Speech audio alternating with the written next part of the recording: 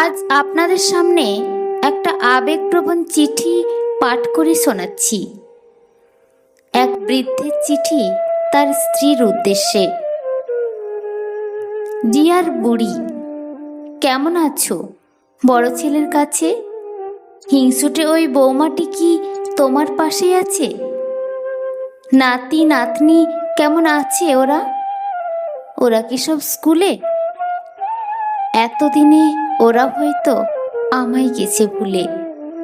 সে যাক ভুলে, এবার তুমি বলো তোমার কথা।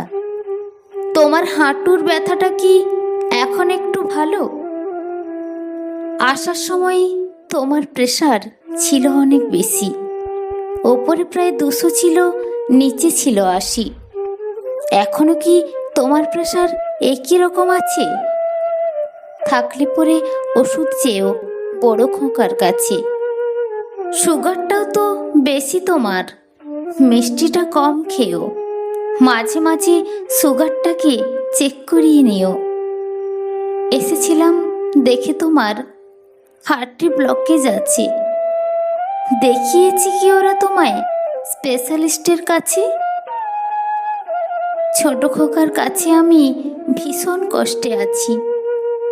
বৌমা বলে তোমার থেকেও কুকুরটা তার দামি।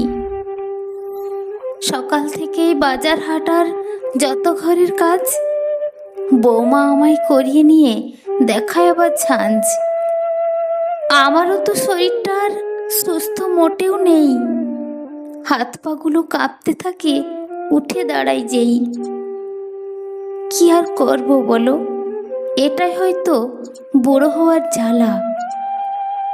হয়েছিল তোমার আমার ভাগের মার ভাগের বাবার পালা।